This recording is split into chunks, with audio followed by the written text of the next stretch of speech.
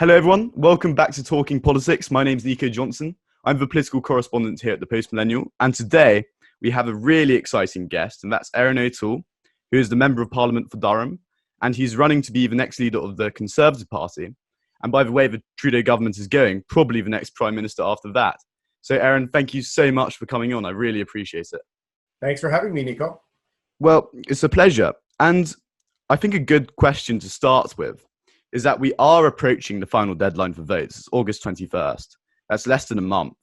That's a lot of time you've spent on this campaign, and it's all winding down.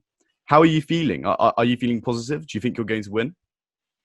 I do, but my nature is we don't stop pushing and working hard until the very last second. And so our team from coast to coast to coast is in the process of getting out the vote, Go TV.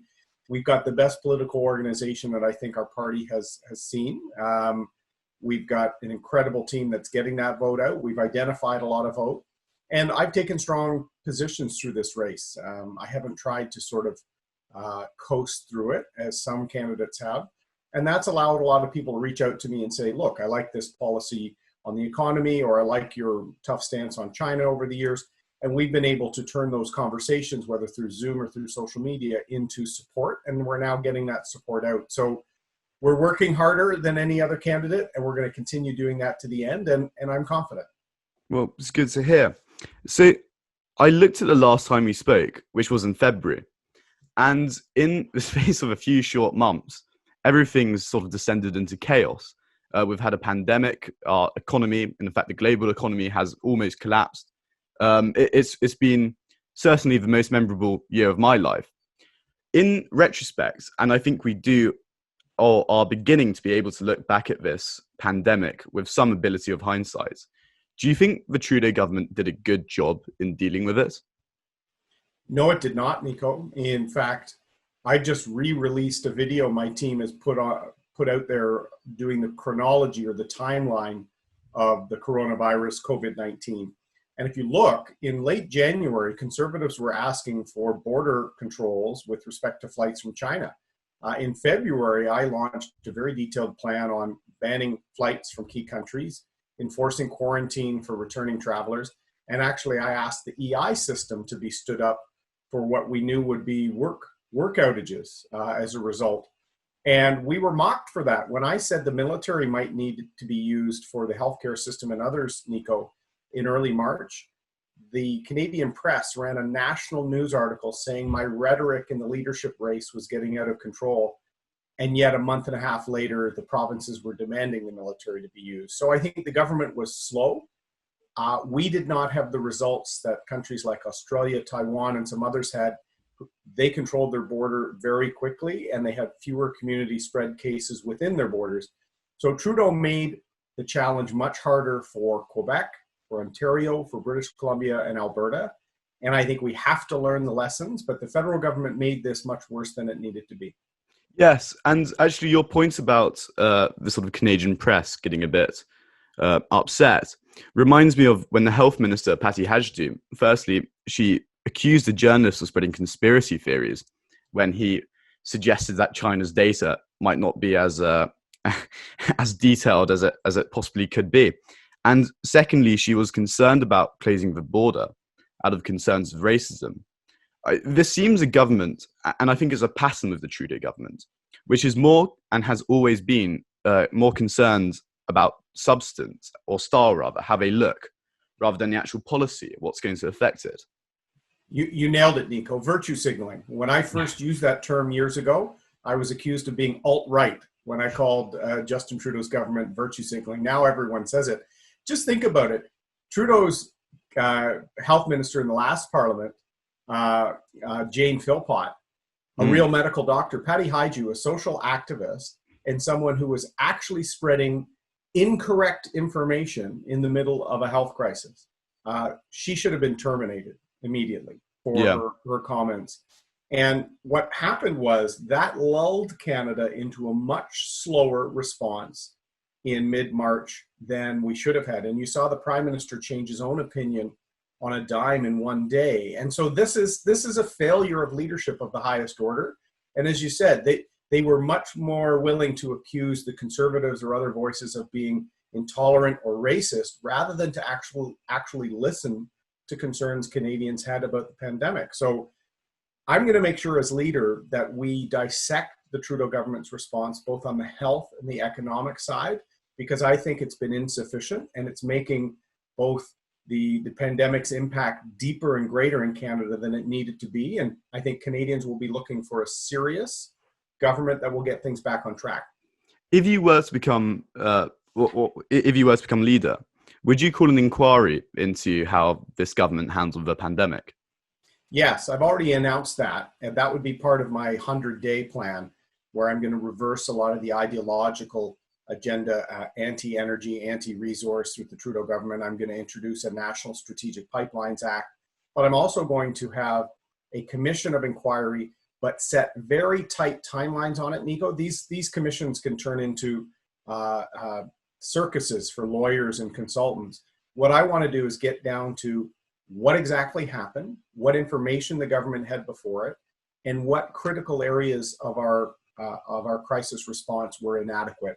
PPE stockpiles, for example, the ability to switch up manufacturing, border procedures, these sorts of things. I want this done within a 3-month time frame so that we can actually not learn the lessons and shelve them 5 years from now. We need to incorporate the lessons into the risks of a secondary or tertiary wave of COVID-19. And look, already we know the Department of National Defense briefed Minister Sajjan in mid-January about the pandemic risk. I know from my own work that Public Works was aware by the beginning of February of China's run on the global PPE market. And I know because of talking to foreign contacts that Foreign Affairs Minister Champagne was likely briefed about the huge transmission risk as well. So the Prime Minister had all this information by the beginning of February, and they did nothing for a month and a half. Yeah, and there's other things which I think are more damning. For instance, I believe that the Public Health Agency advised the Health Minister and Philpott as well, Ms. Philpott, before, that we didn't have enough PPE if a pandemic were to happen. And this was in 2019. And lo and behold, in some cruel divine fate, we ended up having one. But I think if we were to be... let me add something, Nico. 2 years ago, I asked Trudeau about the Communist Party of China's manipulation of pandemic planning at the WHO. Yeah. By excluding Taiwan out. Now, of course, Justin Trudeau gave a ridiculous response to the question and about Canada swaggering on the world stage and more of his virtue signaling rhetoric.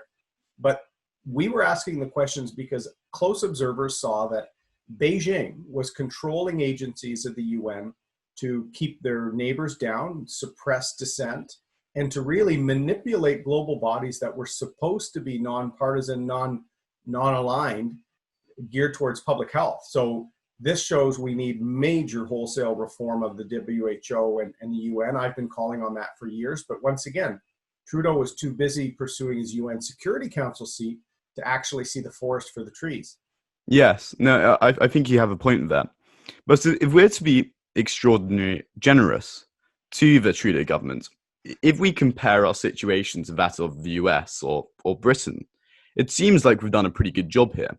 And yes, there were hiccups, but for what the government had to deal with, it seems that this is reasonable, that they messed up in that capacity.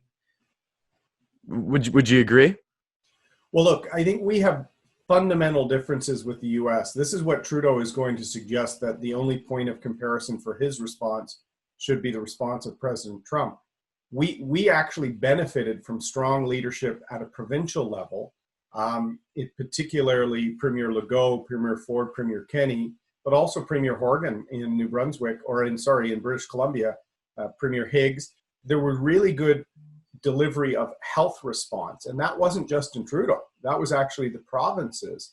The provinces were pushing the federal government on issues related to the border. So the US has had a terrible response. There's no question there. But I do think had we let in fewer cases, we would have been much more similar to New Zealand or Australia, Nico. And that's the point of comparison I'm making. I'm not going to pick the the country with the worst data points as my point of comparison. That's what Trudeau will do. I think the UK is probably in between us and the US, but these responses are more difficult in free individual rights-led societies. And so we have to be more prepared and have stockpiles and a whole range of things ready that we clearly didn't this time. Yeah. So moving on to another topic that has dogged the Trudeau government. The WE scandal has, of course, it's engulfed the news cycle in the last 3 weeks. Now, I wanted to know your thoughts on it, first of all. And secondly, do you think it's going to bring down the Trudeau government? I think the overall incompetence and arrogance will bring down the Trudeau government. And this is one brick being removed from the crumbling facade of Trudeau's government. And what it tells us, Nico, is once again, even amidst a global pandemic, Trudeau and the people around him advance the interests of their friends, their liberal insiders, in some cases their family, over the public interest. That was the same with his first ethics violation, the private billionaire's island holiday. It was the same with SNC Lavalin, where liberal lobbyists and a liberal-friendly firm was able to get Trudeau to actually terminate his attorney general, trying to change the legal process. Here, Bill Morneau should be fired immediately. Katie Telford, the chief of staff, basically acknowledged this entire scheme, and I call it a scheme because paying volunteers when the government was already giving the emergency benefit to students. So students were already getting paid. Who came up with this wacky scheme to pay volunteers?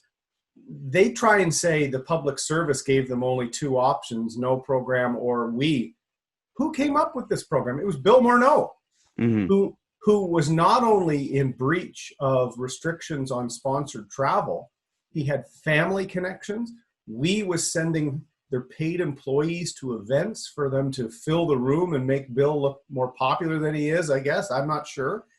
That in itself should be investigated, because I really believe, and this is my opinion, all charities and churches and nonprofits across Canada have been struggling just as much as businesses in COVID-19. It seems like we was granted an operating line courtesy of the government, who made up some sort of program that wasn't even needed. So I think we're going to get to the bottom of it, but already there's enough to see that Bill Morneau has no confidence in the House. He's already been very poor as a finance minister. I really think he needs to go. And it is just blatant corruption, and it surprises me. And the media has been somewhat bombastic, that they've managed to raise an eyebrow, which they usually don't. But the fact that a minister hasn't resigned from this yet, or again, the Trudeau government hasn't really been significantly affected in the polls, reveals a certain apathy, I think, within Canadian democracy. And I think a lot of it comes from the media subsidies, which of course you're ending. Do you think that's in some way affected the coverage of the WE scandal? The fact that the Trudeau government has given a large figure of money to these companies? I certainly think it definitely reflects coverage. Look, you can't separate the two things at a time where traditional media is suffering, and the government has created a carrot.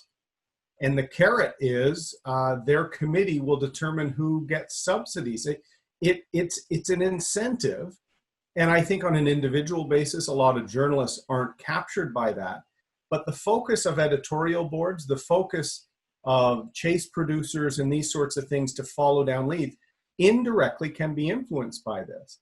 And why I think it's nuts, Nico, and I've said this with you guys before, Trudeau's over subsidy, the $600 million more he gave to CBC Digital is competing with the online digital advertising of Post Millennial, of all the traditional media chains that are trying to commercialize their online presence.